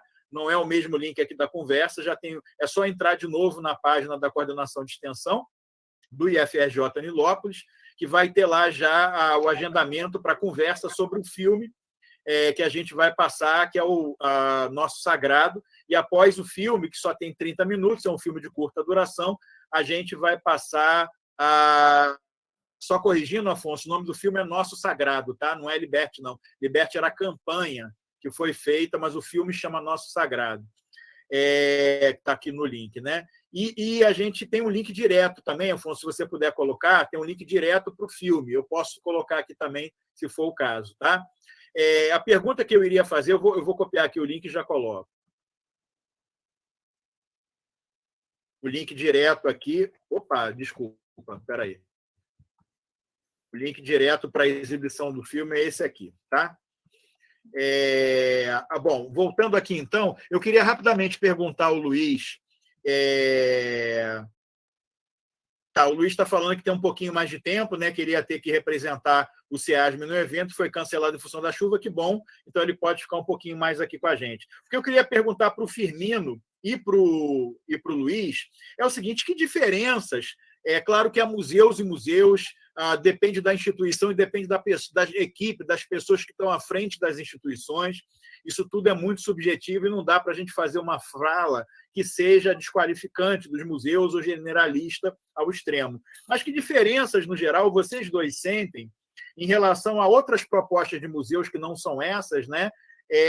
Que vocês tocam? A gente sabe que, né, no campo da museologia houve um conjunto de mudanças muito grande desde a década de 60, né? Uma mudança de paradigma, onde você passa a ter, né, uma preocupação não só com a forma tradicional, né, de representar os objetos, né, pensar na ideia de edifício, coleção e público, né, mas pensar também propostas que ajudassem a pensar no território, no patrimônio, na comunidade, que vão desembocar em propostas outras aí de ecomuseus, museus de território, museus de percursos, né? O próprio Mário Chagas, na fala dele, abordou um pouco isso aqui também.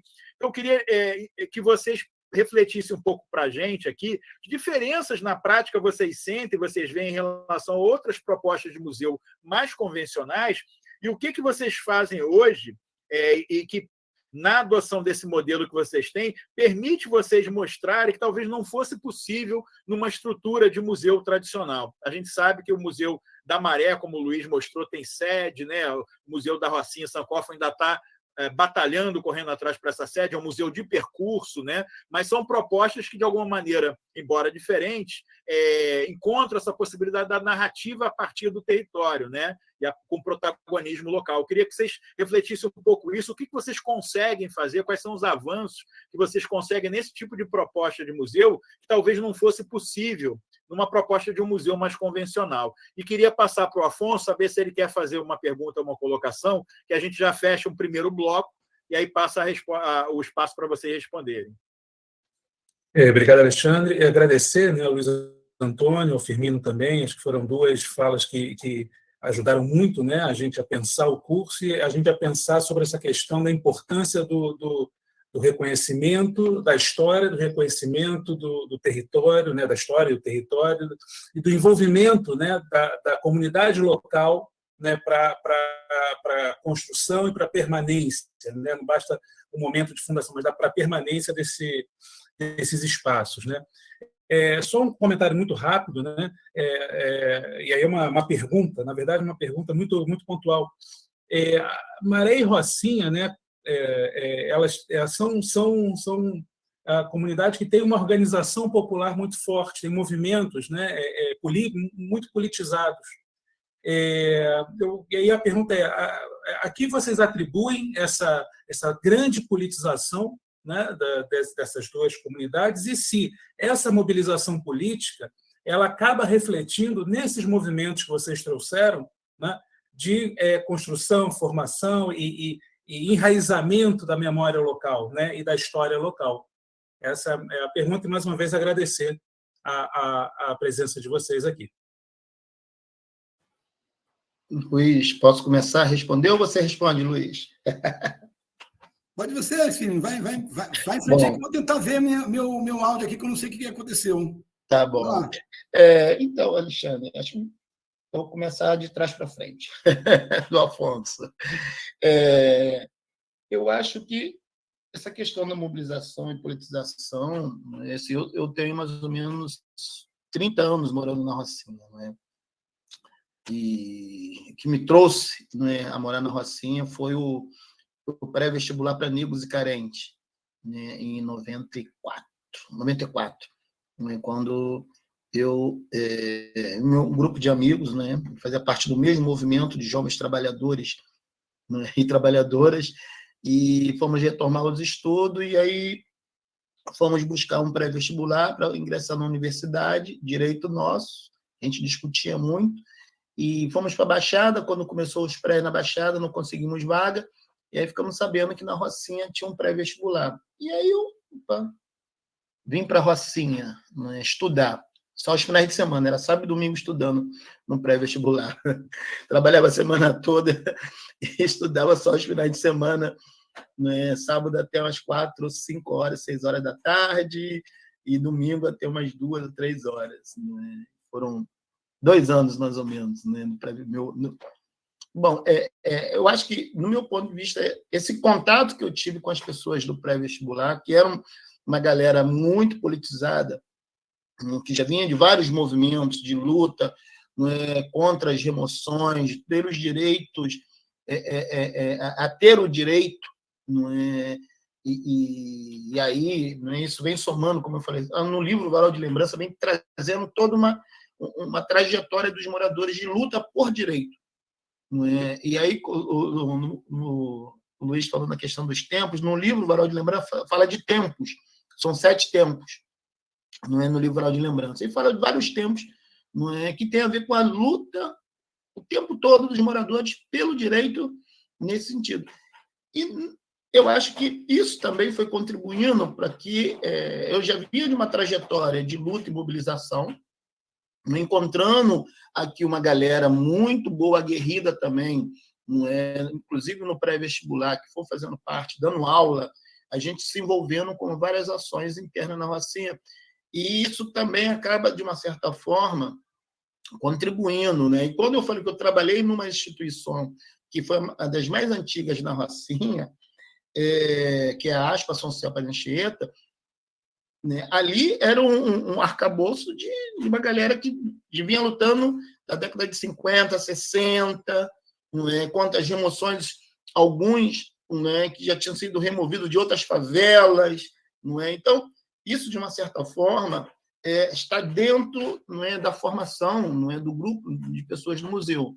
Não é? Então, o que nós temos hoje são mais ou menos 14 pessoas, não é, que fazem parte da construção do museu, são pessoas totalmente que vêm de um processo, não é, de formação política. Por exemplo, José Martins de Oliveira, um dos fundadores também do museu, foi o primeiro administrador regional na década de 80, né, e é uma das pessoas que sempre lutou pela questão do saneamento básico, que ainda luta pela questão do saneamento básico desde a década de 70, pelo movimento das águas. Não é? E aí a gente tem uma galera que vem do movimento de mutirões da saneamento básico, do mutirão de imunização e higienização da Rocinha. Então, estão muito dentro de uma luta política de direitos. Não é? Isso a gente traz para dentro do espaço do museu, entendendo que não dá para perdermos essas memórias, histórias, não é, de luta, de conquista por direito à moradia, que tem a ver com o direito à história.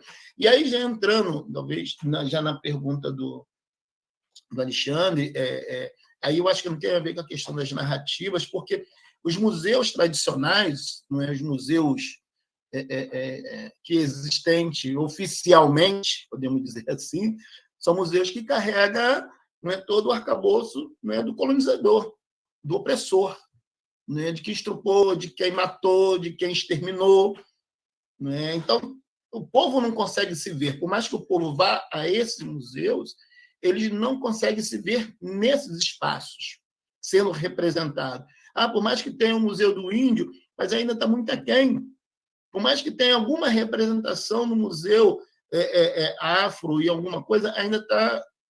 Né? Não é o que deveria de ter de fato. Né? Então, eu vejo que os museus, nas suas grandes nomenclaturas, e aí, com certeza, o Mário, né, deve ter falado isso, como você falou, Mário Chagas, né, falou isso, a Regina Abreu também, são museus que trazem uma narrativa, nós, moradores, né, trazendo uma narrativa a partir desses fatos, das nossas vivências e lutas, até porque quem constrói a cidade também construiu a favela. É uma via de duas mãos para a gente. Agora, claro que quem muitas das vezes mora na cidade não reconhece esses espaços. Eu lembro de uma representante pública que ela falou assim, mas vocês estão querendo criar um museu de gueto. Eu falei, não é um museu de gueto, um museu de favela. É um museu para o conjunto da sociedade. Não é só para os moradores, é para o conjunto da sociedade.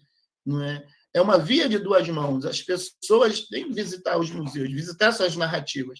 É claro que o grande desafio, no nosso caso, o fato de não termos um espaço físico, né, isso dificulta um pouco mais, porque as pessoas acostumaram, né, dentro da lógica de museus, é o espaço físico que você tem ali, né, várias narrativas, vários objetos, que é importante, no entanto, que a gente está lutando para que tenhamos nesse espaço. Porém, quando você traz um museu de percurso, museu de território, ecomuseus, e para uma sociedade que ela já não, né, trabalha a questão das narrativas das mais diversas, né, dos mais diversos, que é o nosso povo, né, isso só fica para um núcleo da sociedade, uma parcela da sociedade, né, que é a prataria da Princesa Isabel, que é o vestido, né, que é a carruagem, né, que é o do Barão das Couves, tudo isso está lá, está colocado.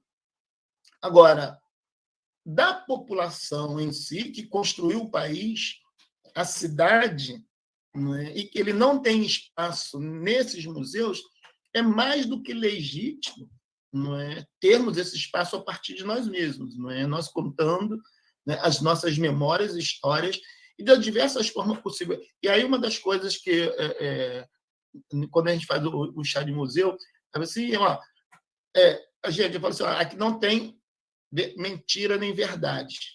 Tem o que cada um viveu, os seus fatos, e cada um viveu de forma diferente, dos seus olhares diferentes, justamente para não trazer esse processo, né? Não, você está errado aqui. Não, ele não está errado, ele está contando o fato e a versão dele, do que ele viveu. Não é que o outro possa ter vivido também no mesmo momento, mas de forma diferente. Então, não tem o certo e o errado, tem essas narrativas das pessoas. Então, trazer isso é importante, que você valoriza o outro. Você não valoriza um, você valoriza, né, o conjunto nesse sentido. Aí eu vejo que os museus, né, das suas diversas nomenclaturas, casas de memória. Por exemplo, o pessoal Memórias do Cerro Corá. Não é uma galera jovem lá fazendo um trabalho fantástico, Memória do Cerro Corá. Assim como tinha o museu da galera Negra Vilma no Santa Marta, como tem os amigos do Rio Joana, no Andaraí, que tem um histórico muito legal, um trabalho de preservação do Rio Joana, né, que eles relataram que era navegável, que você conseguia chegar até a Baía de Guanabara. Então, tem históricos intermináveis na cidade do Rio de Janeiro, que estão sob camadas e camadas, que os moradores que começam, né, a buscar suas informações com os mais velhos, com seus griots, vêm trazendo uma outra narrativa. Né? Isso é importante, que a gente não vai encontrar nos livros didáticos. Né?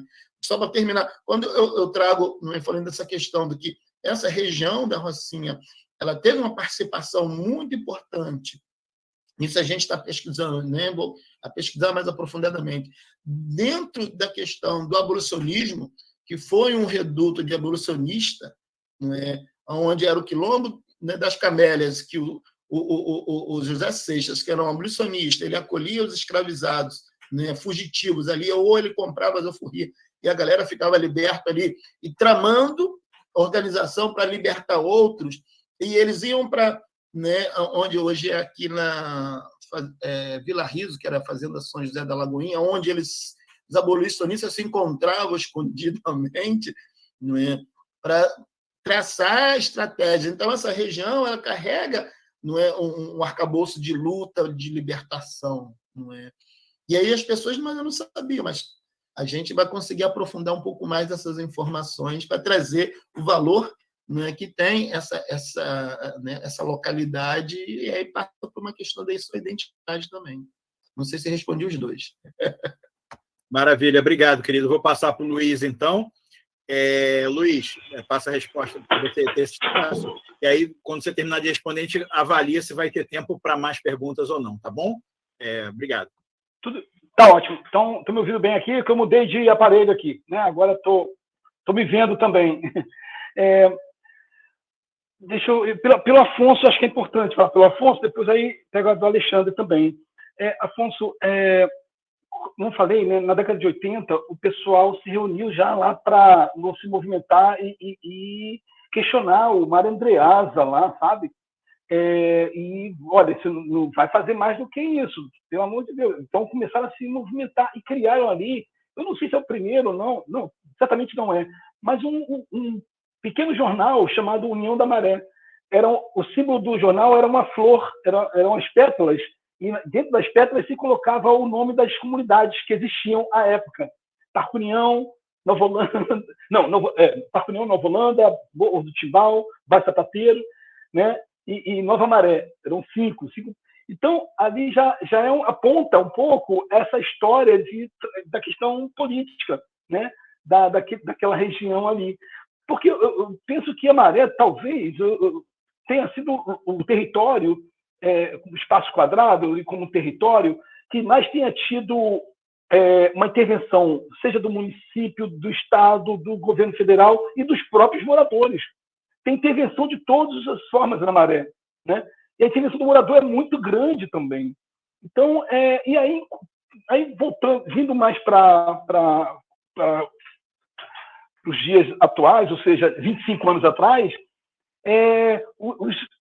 os fundadores do SEASM, né, alguns, por dizer, a maioria, se articularam inicialmente nas capelas das igrejas que existiam na Maré, nas capelas que tinham uma linha, né, da teologia da libertação, mesmo numa cidade onde tinha o Dom Eugênio Salles, que era conservador, que virou conservador, né? Ele não era, ele virou conservador, né? Então tinha um diálogo aí de enfrentamento ao Estado religioso naquele momento no que diz respeito à Igreja Católica. Então nós todos tínhamos uma movimentação muito forte, uma interatividade muito grande, mas a gente se percebeu que esse envolvimento com a religião tinha limitações sempre. Embora sabíamos da riqueza que tinha, né?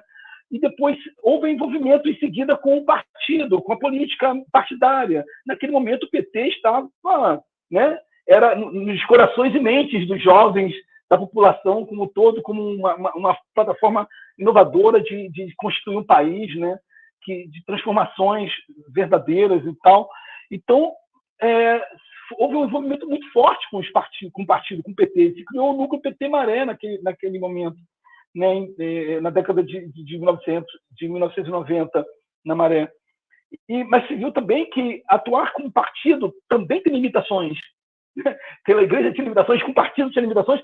E aí, então vamos ter que fazer um movimento muito orgânico mesmo, ou seja, desses moradores e que se propõe a fazer algo. E aí se construiu a ideia de fazer um pré-vestibular. Nem era o SEASM, né? O SEASM veio depois, porque a gente viu que para captar recursos a gente tinha que se institucionalizar, né? Era preciso para a captação de recursos. Então a gente criou o SEASM, Centro de Estudos e Ações Solidárias da Maré. Então esse movimento político vem já de trás. E esses jovens ali, na década de 90, tinham essa história, né, desde a década de 80. Né?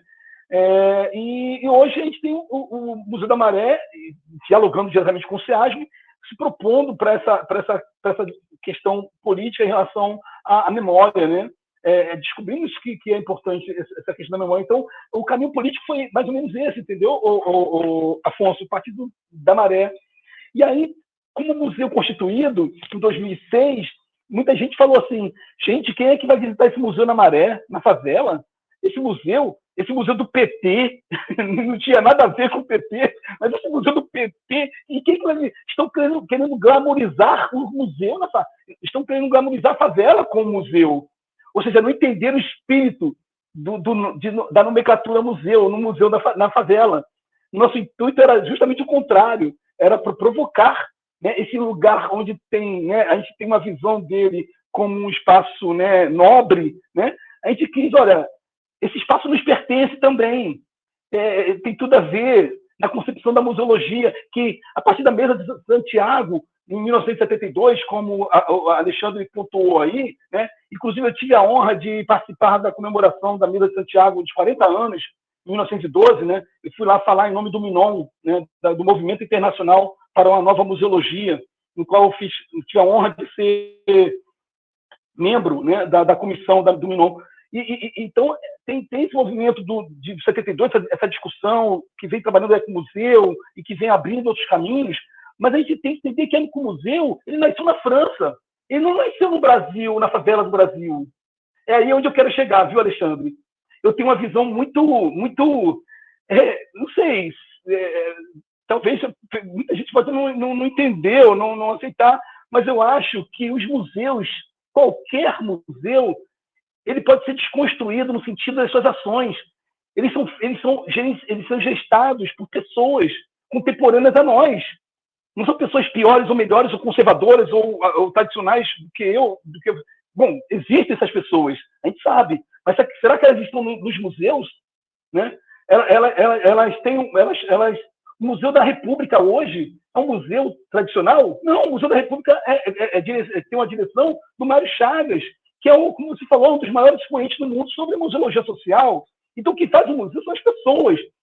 Então, eu penso que o museu, qualquer museu, ele pode experimentar museologia social, sim. os museus, a questão dos museus mexicanos, aí tem uma história complicada, porque tem pessoas que falam que se o museu tem um técnico, um especialista, ele não é um museu comunitário. Existe essa fala, né? E eu não acredito nessa fala. Eu penso que o museu, como o Firmino falou, o museu não pode ser um museu do gueto. É um museu que trabalha do local para o global, que trabalha interagindo. Então, meu desejo é pensar que os museus, sejam eles quais sejam, possam trabalhar com pessoas. Como o Mário falou, né? Como o Mário gritou numa fala no Oi Futuro, quando foi se discutir uma pesquisa sobre museus. O museu que não serve para as pessoas não serve para nada. Claro que com isso ele quis provocar, né, esses museus que não estão preocupados com o seu entorno, com as pessoas, com o que a sociedade está discutindo. São museus que estão só expondo o seu objeto, sua obra de arte, né, e pronto. A gente temos que estabelecer. Se bem que essa cultura também é interessante, né, para todo mundo, mas tem que ter algo a mais, nisso que eu acredito. E esses espaços, eles são passíveis de terem uma experiência de memória social. Então, quem é da museologia social, o Museu da Maré, não pode falar para si e para os seus iguais. Tem que estar junto com os outros museus títulos tradicionais, porque eles podem experimentar essa museologia. Porque são pessoas que, inclusive, são amigos nossos, são pessoas que a gente queremos bem. Eu acho que tem esses movimentos, e que não começou com o Mário Chagas no Museu da República. A Magali Cabral já começou a trabalhar com museologia social dentro do Museu da República. Ela abriu um museu de forma noturna, para as escolas de EJA, para alunos que estudam à noite. Isso é museologia social. Sabe? Assim, desculpa, mas eu acho que tem uma discussão muito boa, viu, Alexandre? É controversa de alguma forma, mas eu acredito nessa potência da museologia social em relação aos museus dito tradicionais, as tipologias do museu, que às vezes as tipologias não servem também para nada para mim, só servem para complicar. Mas acho que todos podem experimentar essa museologia social, essa nova museologia. Obrigado, Luiz. Te agradeço imensamente as reflexões. A gente já está com a hora adiantada aqui, porque já bateu o horário que a gente ficou de começar a projeção do filme lá no link que a gente colocou aqui. Então, eu queria fazer uma fala bem rápida de encerramento, que eu não podia deixar de fazer, né? Primeiro, agradecer vocês dois pela fala maravilhosa, incrível, né? Compartilhando as experiências de vocês, as vivências, de uma trajetória longa, mas especialmente conectada, né, a partir dessa vivência com os trabalhos, com museus que vocês estão tocando, com instituições que vocês estão representando aqui nesse momento, né? Então, agradecemos a vocês em nome de todos e todas as convidadas, né, que tiveram aqui presentes, né, ao longo de todo o ciclo.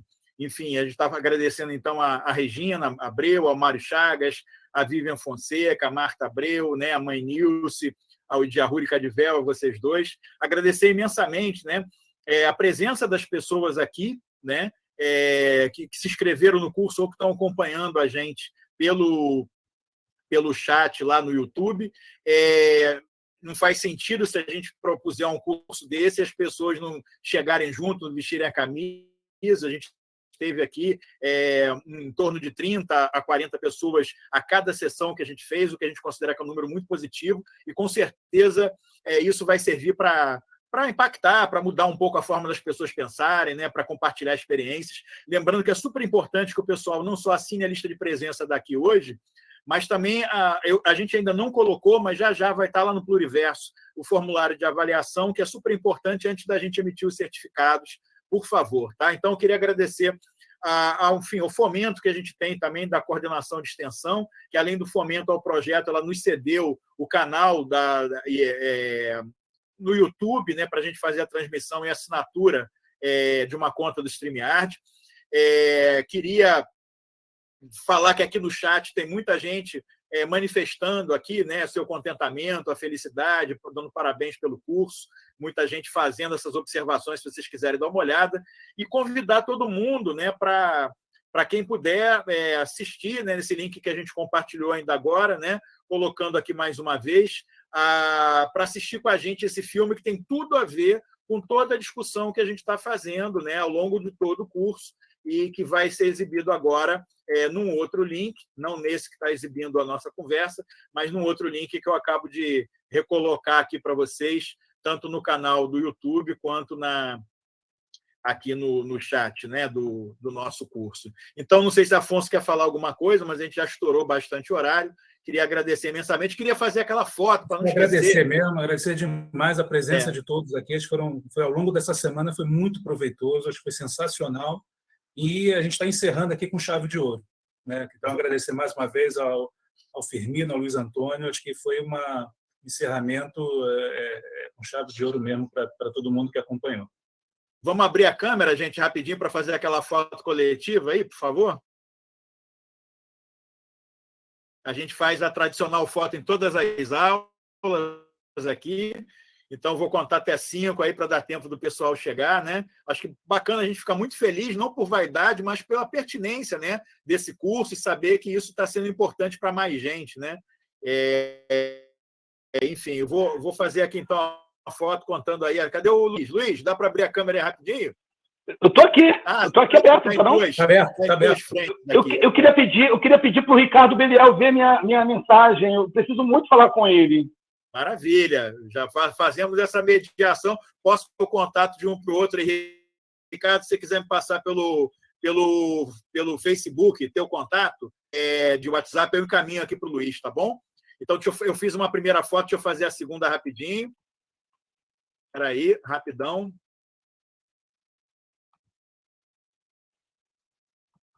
Aula 5, só para salvar aqui. Vou fazer mais uma, então, tá? Para a gente garantir aí. Quem saiu com o olho fechado, quem piscou, o Eliel estava bocejando, né, Eliel?